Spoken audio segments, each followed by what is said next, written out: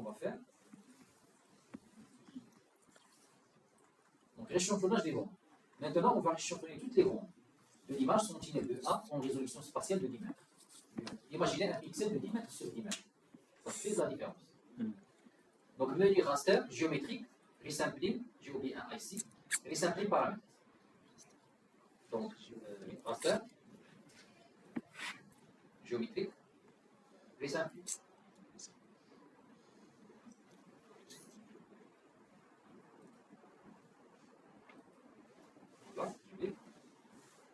Vous avez resampling paramètres, l'onglet. On va laisser cet onglet pour la fin. Donc, resampling les paramètres de rééchantillonnage. Voilà. Donc, cocher.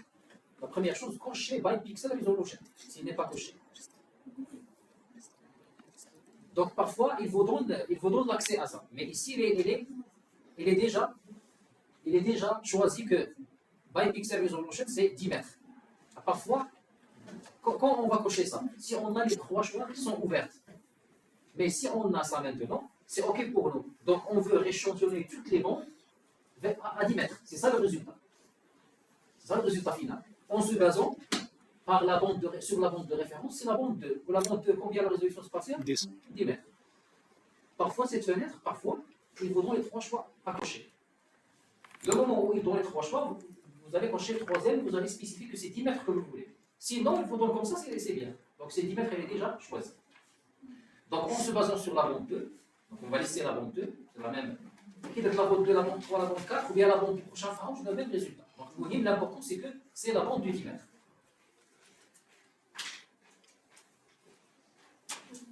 Vous avez entre parenthèses, si ce n'est pas choisi automatiquement. Ici, elle est choisie automatiquement. Et choisissez bilinéaire sur upsampling méthode. Ici, upsampling méthode. Upsampling. Pourquoi ce n'est pas downsampling? Down, c'est-à-dire que je vais diminuer la résolution spatiale. Upsampling, je vais améliorer la résolution spatiale. C'est-à-dire 20 mètres ou 10 mètres. Je vais upsampling, je vais améliorer. C'est-à-dire améliorer. Et c'est quoi l'application qu'on va faire aujourd'hui? C'est la cartographie lithologique. La cartographie lithologique, ce sont des classes qui sont continues. C'est pourquoi on va choisir, on ne va pas laisser le plus proche voisin, on va choisir bilinéaire dans le rééchantillonnage, la méthode de rééchantillonnage. Si vous travaillez sur des fils longs, ou bien sur un gisement, etc., ce n'est pas contenu dans l'image. Dans ce cas, on va laisser le plus proche voisin. Parce que la classe du gisement, les minéraux, ils ne se répètent pas dans toute l'image. Ils sont très rares. Mais les faciès, pour nous, on va travailler sur toute l'image. La façon, je choisis la méthode bilinéaire, c'est-à-dire qu'il va chercher dans 4 pixels qui entourent pour donner la valeur. Dans notre onglet, maintenant on va revenir à notre onglet, spécifier le nom et l'emplacement de l'image, tout en gardant le format bitmap. Le format, c'est le format du logiciel Snap. Je dois laisser ce format. Vous allez voir. Je reviens au premier onglet, IO paramètres. J'ai le nom de la source, c'est-à-dire c'est l'image que je veux améliorer la résolution, pour laquelle je veux améliorer la résolution. Vous avez ici les choix. Les choix, on va les afficher dans l'onglet à gauche. Donc je vais laisser la récente, c'est la subset. C'est pour l'image subset que je veux améliorer la résolution spatiale. Ce n'est pas pour la première image. C'est l'image de subset. Donc je m'assure que c'est l'image de subset. Ici, vous avez target product, ça veut dire le résultat. Ici, Snap, il vous propose le nom de sortie. Si vous voulez laisser le nom comme ça, juste il a ajouté resampling. Il a pris le nom de subset, etc., il a ajouté resampling. Si vous voulez laisser le nom de résultat comme ça, c'est bon. Si vous ne voulez pas, vous modifiez. On va le laisser comme ça, resampling. Pour la révision, vous allez trouver ça, vous allez réviser d'une manière facile. Donc subset et subset resampling, vous allez savoir que resampling, c'est après le échantillonnage. Et ici, vous allez cocher Save As.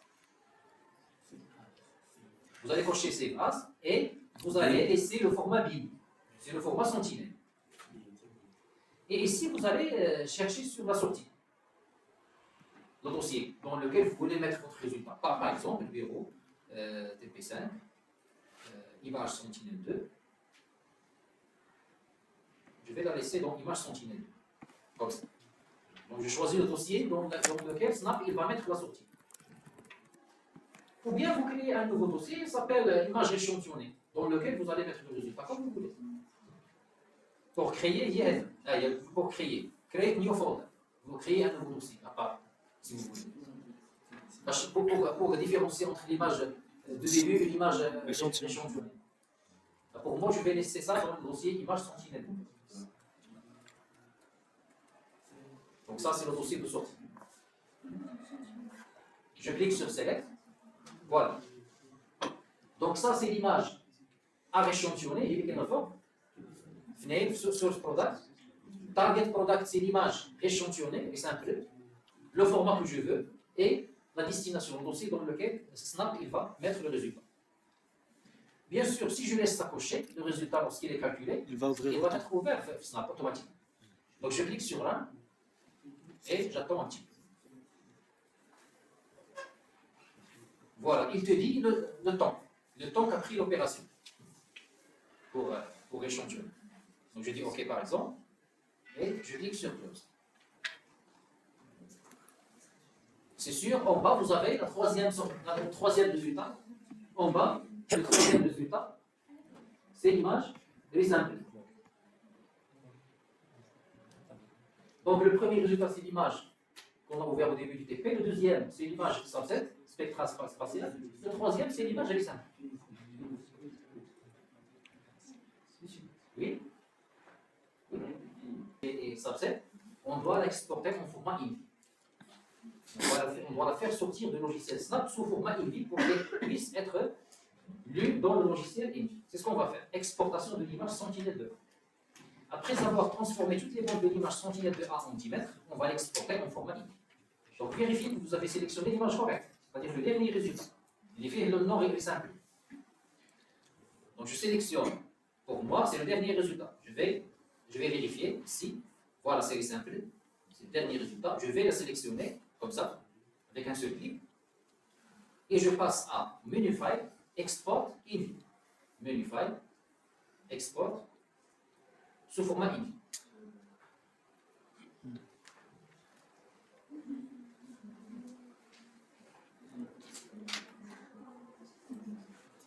Donc sélectionnez le résultat échantillonné, et puis vous faites File, Export et INVI.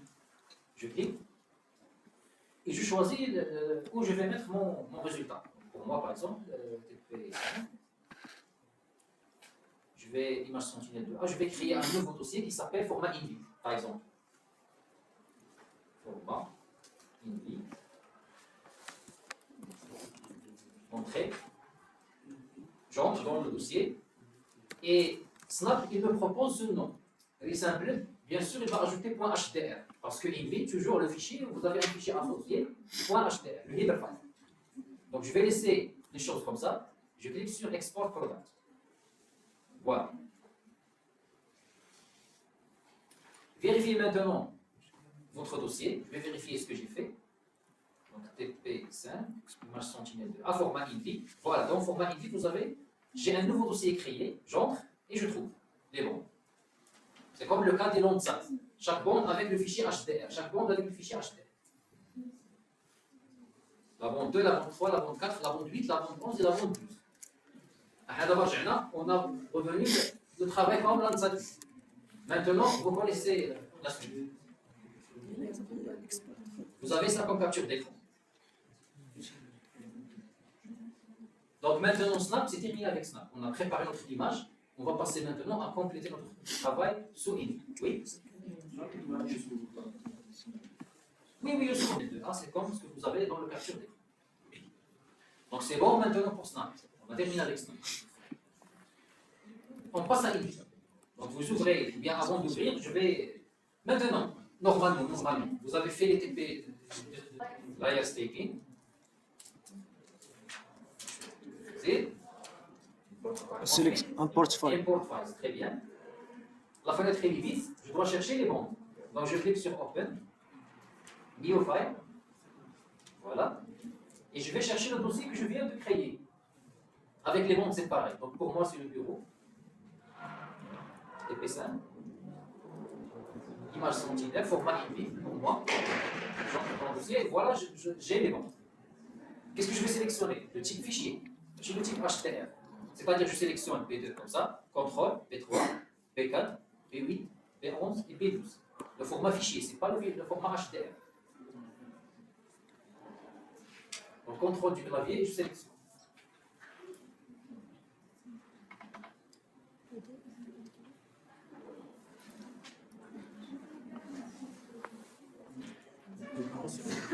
Oui. Voilà. Et vous avez les bandes qui s'affichent maintenant dans la fenêtre. Avec la même manière, contrôle, je clique et je sélectionne toutes les bandes.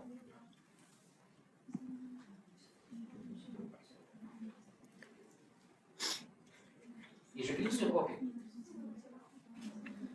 Avant d'enregistrer, je dois vérifier l'ordre des bandes. Est-ce que c'est correct? Pour moi maintenant, c'est pas correct.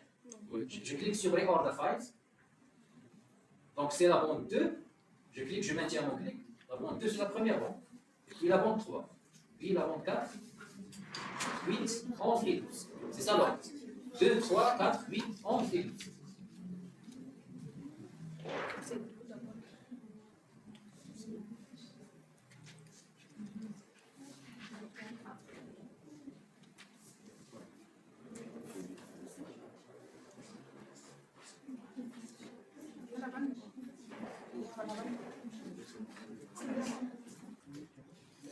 Est-ce que vous suivez avec moi? Vous suivez? Oui.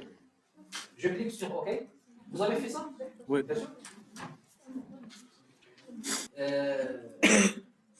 Il nous reste de spécifier la sortie.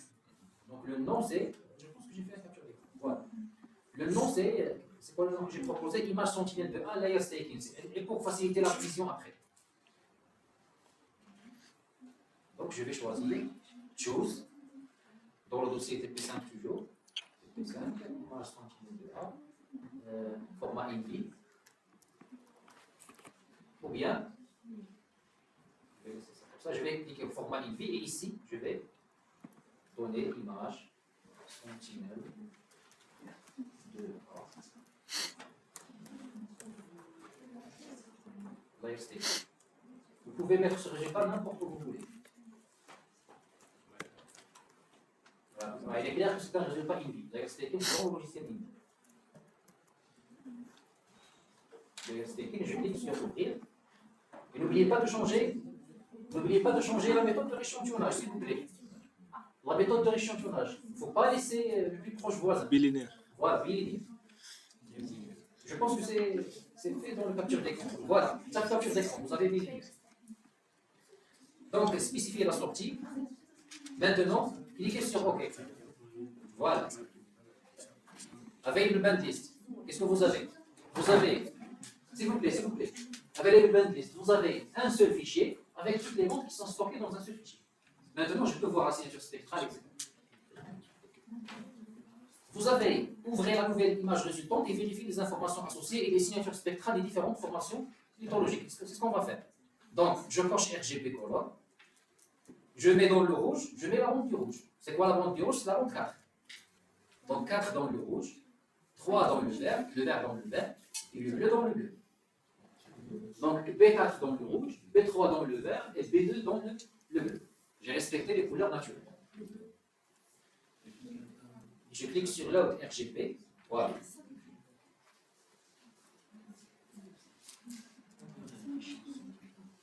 Alors bien sûr, je peux allonger cette fenêtre comme je veux. Je peux l'allonger. D'accord? Je peux allonger ma fenêtre comme je veux.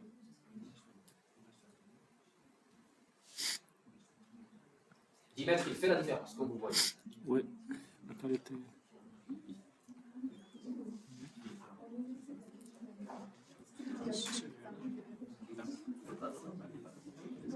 Bon, ici, c'est le gisement polymétallique d'un square TV, si vous avez déjà entendu parler de ça. C'est fer, c'est plus gisement de fer. Un peu du cuivre, etc. Mais c'est le fer, le plus dominant. C'est une bombe, c'est un gisement abandonné. Il n'est pas actif maintenant, il est abandonné. C'est déjà, son exploitation est déjà faite. D'accord? Il y a ici un peu de quartzite, etc. Donc, si vous voulez vous situer un petit peu. Donc, c'est l'extrémité sud de l'Anti-Atlas. Et c'est l'extrémité sud de la bandolière du Badr. C'est la partie sud. Donc, c'est ce qu'on va faire maintenant. Ah, pardon, on n'a pas vérifié la signature spectrale. Donc, bouton droit, Z profile.